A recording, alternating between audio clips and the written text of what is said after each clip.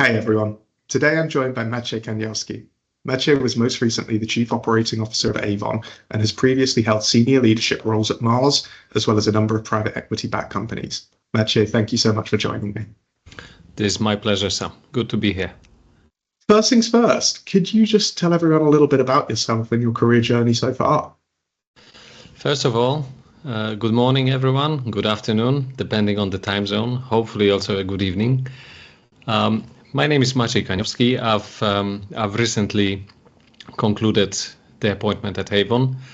And beforehand, it was an interesting career, so to speak, that moved from very detailed to very general, that moved from operational to strategic, and probably most importantly moved from highly process-oriented and hardcore guy to much more people-oriented and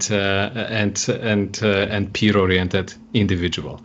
I've started my career actually prior to Mars, but it was a short stint. I started in Sweden.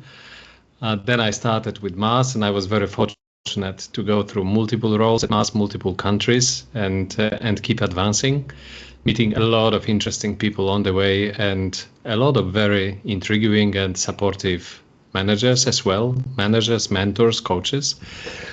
Then I moved to private equity, and then I came back to the corporate world. And I can tell you, Sam, that this kind of experience that combines multinational corporate with private equity and corporate again, I can tell you that this is very interesting. And each of these periods leaves a very remarkable memories and very different approach to pursuing results, pursuing objectives, and leading teams. No, amazing. And I think we'll probably dive into that shortly in terms of the differences you've seen in each sort of business and each environment. But if we were to look sort of earlier to your career, particularly when you were with Mars, starting out and working your way through those initial roles, what was some of the advice that you were given by mentors yourself that you found formative in those early years of your career? Well, it's as mentioned, I've been fortunate to work with some of very intriguing people. And, I would say probably three quotes come to mind. You can imagine that in my copybook, I have many more of them. And I encourage everyone to have a book like this, available for occasional reflection. One of them was very simple. Very simple, and it was simply check the weather before you set the sails. This was actually one of those memorable advices that helped me adjust and hopefully grow approach that I have to not only running projects but actually influencing and taking people with you. That sheer strength, sheer power is not enough. That every smart or sufficiently smart captain on the ship does check the weather, regardless of whether he intends to continue with his journey or not. And you can also continue during the storm, but it's good to know ahead. This was one of them. The other one was very, let's say, self-assuring or self-affirming, which was doubt your choices, don't doubt yourself. And you can imagine this is all about actually understanding that we will achieve more and succeed more, and in general leave a better imprint on the world here around us when we accept who we are, when we actually build from our strengths, don't try to become somebody we are not. And the third one, probably much later in my career, was related to navigating very complex agendas. And the question that I asked my mentor at that time was, look, how do you do that to really make sure that you avoid micromanagement at the same time that you have sufficient comfort that things are progressing as necessary, as expected, or as ambitioned. And this was a very short combination of three words: tight, loose, tight, that depicts approach to setting targets, letting the team roll with them, and then the whole governance and support process. These were the three that stuck with me, I would say, forever or to date. No, I love it. Thank you. And I like what you said about, having that kind of book and having that advice on hand. And ultimately, I think as you go through your career, it never hurts to look back at some of those pieces of advice, no matter what level you're at, believing in yourself, but doubting some of your choices, or those pieces of advice you've given there. Yeah, really valuable. I guess if we look towards sort of later in your career, as you went into private equity and into that environment, what was some advice either that you were given on the way in, or that you would give someone who is looking to get into private equity for the first time? Because obviously it can be quite different from certain other environments. I'm curious to understand how you found that and what advice you would give to someone looking to make that same move. It is a different environment, and and because of this is highly, I would say, valuable experience for anybody who wants to proceed with their career in corporate. Occasionally in my in the later stages of the corporate life, we did have conversations with people who joined me, who also had PE experience, that everybody should be given assignment for at least several months to work in PE and to understand the approach to value. And maybe let me start provocatively. What kind of advice I was given? I was given a very simple advice that was brace for impact, and it was, reality was not short of it.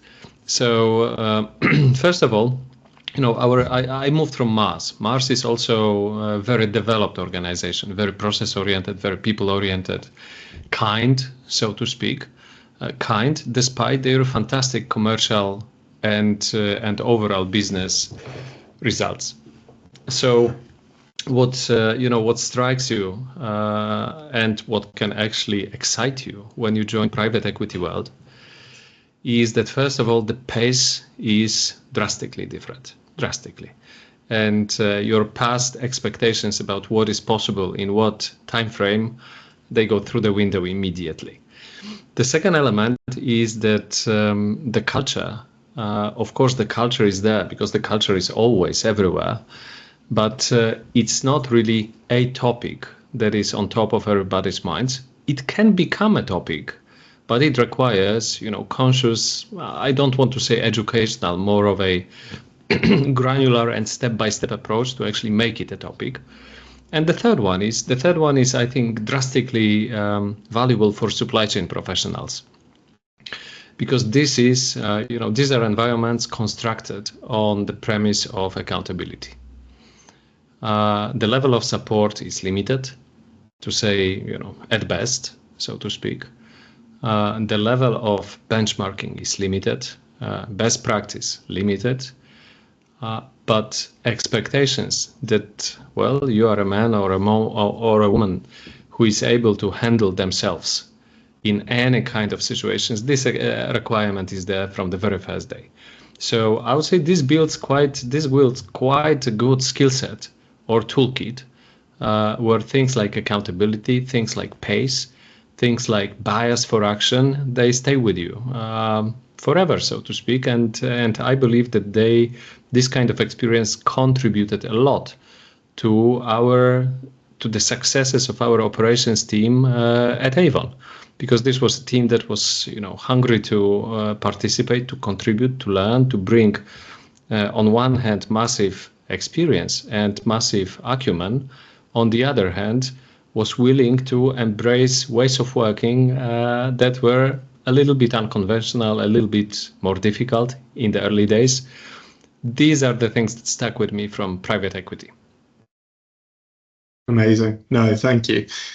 On the subject of sort of developing skills and what skills enable you through your career, we've touched on some of those skills from a private equity environment, but supply chain is changing very, very quickly at the moment. It's going to keep changing very quickly.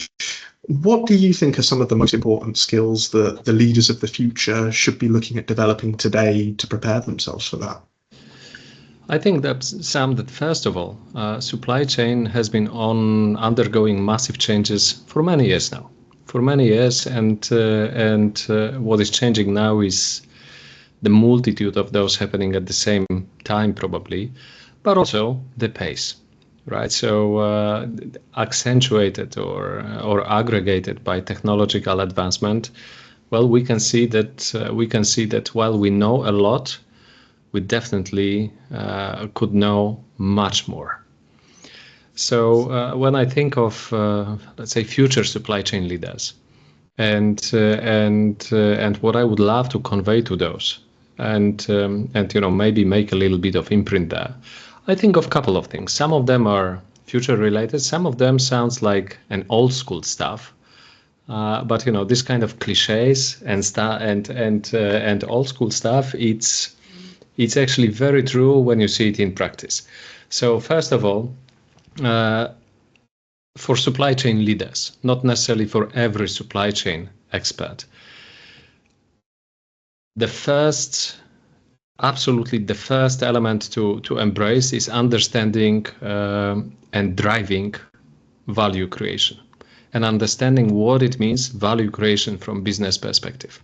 This is much more nuanced than simply talking about inventory or talking about service. And this translates to sufficient commercial acumen, sufficient finance acumen, and recognizing that supply chain is one of these actually unique functions that can contribute to company, let's say, success, either in downturn or in upswing. There is a value to be generated in both. This is a different value. So element number one, understanding and driving value creation. Element number two, a little bit more narrow, but linked to it, business model and operating model transformation. So you can imagine that this is not conversing about supply chain at all. This is conversing again about business and purely about how the models can change, how the models could be operationalized, and how do we make them happen. Probably the most attractive or the most valuable characteristics of modern or contemporary supply chains is adaptability, or ability to adapt in relatively short frames versus what we know from the past. To do that, you need to require from yourself a step change in understanding business model evolution and change management related to this. The third one, this one is relatively obvious. It's technical proficiency, obviously biased or skewed towards digital and to IE, but not IE, not limited to IE. I do strongly believe that development roles, some of the development roles should be actually based in operations. And not many organizations, outside of the ones that are really forward-looking, do place DevOps into operations actually, or into supply chain. The next one, and this is the old school one, but the one that probably is the most profound, this is ability and skill to lead high-performing teams, to help high-performing teams to emerge and to lead them. This is not easy.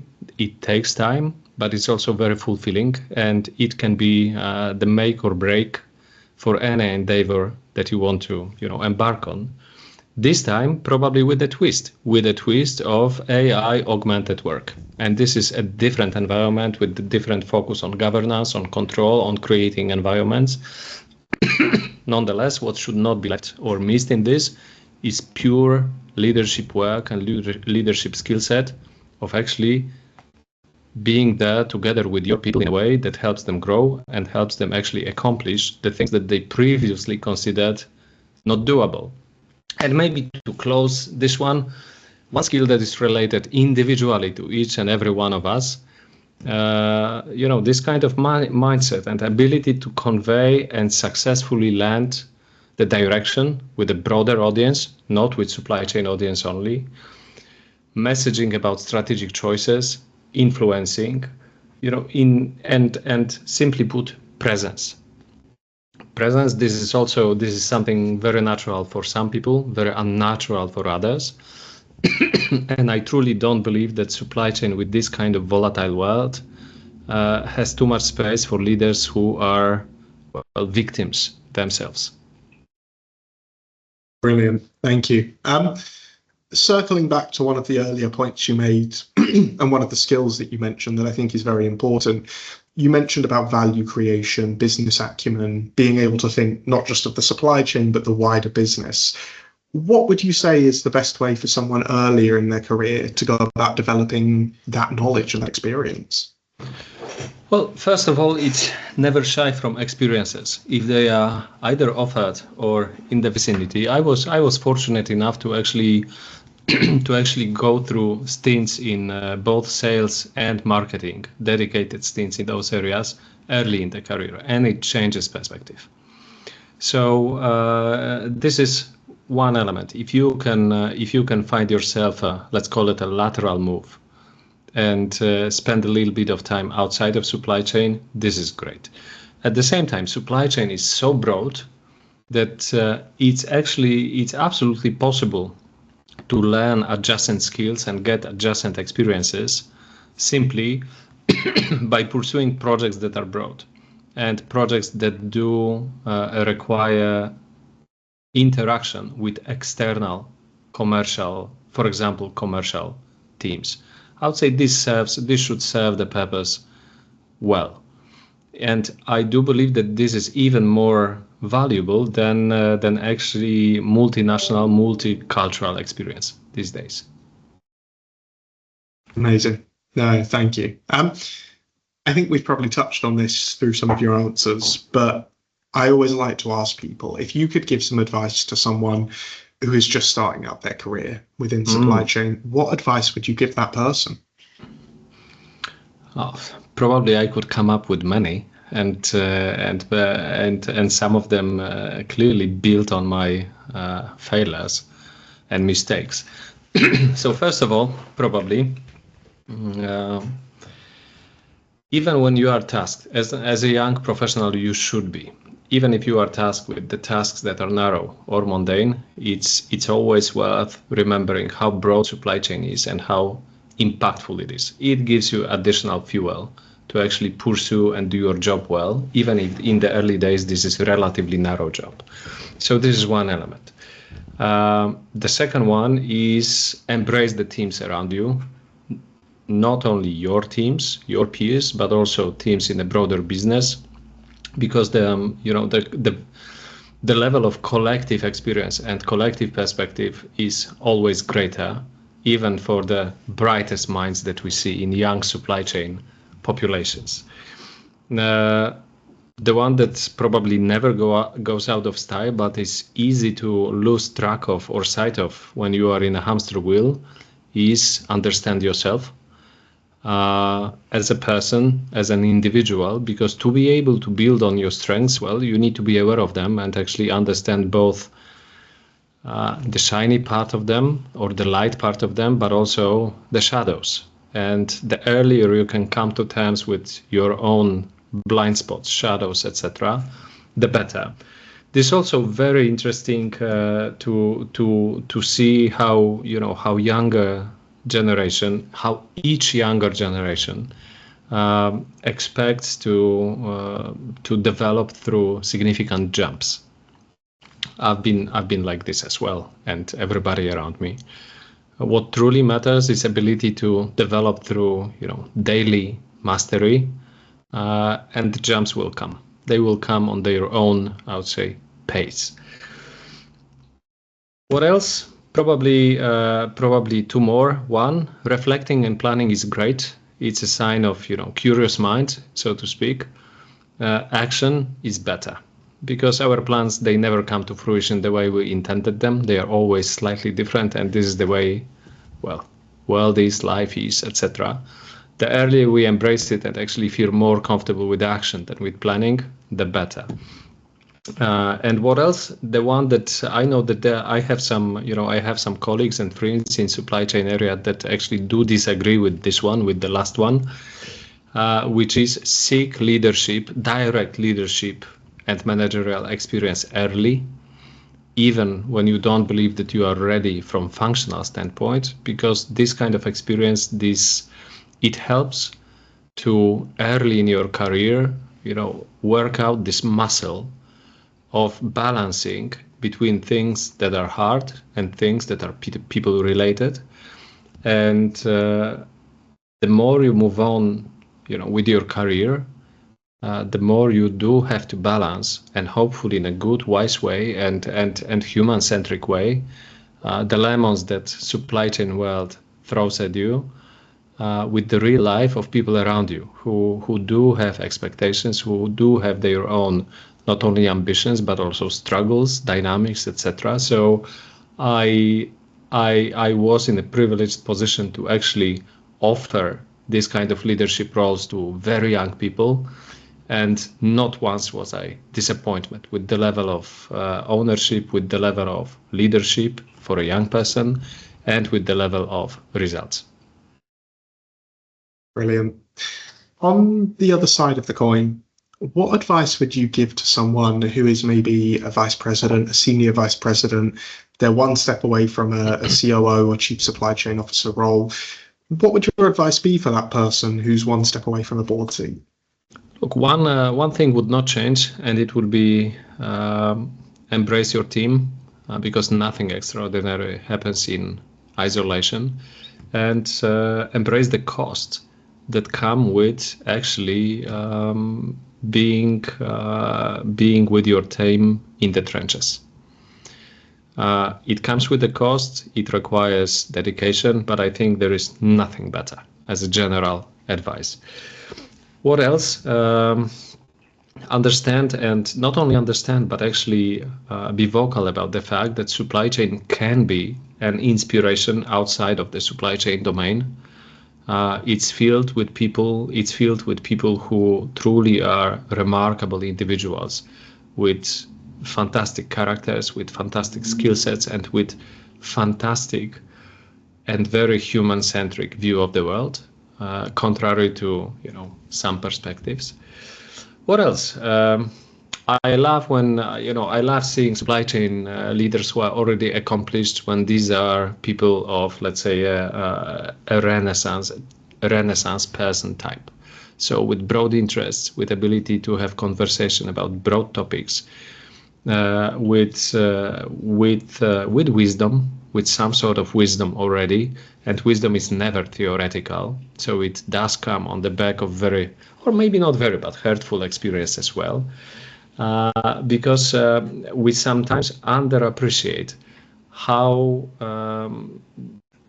much supply chain can influence, or supply chain leaders, accomplished leaders, can influence the organization and the world around us, if they are able to actually have these conversations that do not revolve around supply chain. And we will see probably in the coming years, we will see a very difficult topic to emerge of how do we deal with the whole population when the tools become advanced enough to actually have a conversation of how do we balance the numbers with the skill sets of how do we balance mind and the machine and the numbers behind them. So, but probably if I were to pick one provocative comment or statement, advice, I would say for supply chain people is impact over precision and pace over risk. So basically, two of the elements that supply chain has been or had been known for, precision and risk management, are not necessarily the ones who will move the whole function forward and the business forward. Amazing. No, look, Maciej, I think there's some fantastic advice in there. I really appreciate you taking the time, and some really, really valuable insights and advice there. My pleasure. I'm doing my best here, Sam. No, I think that was fantastic. Look, thank you so much for joining me, and all the best. All the best. Thank you very much for very succinct questions. Thank you.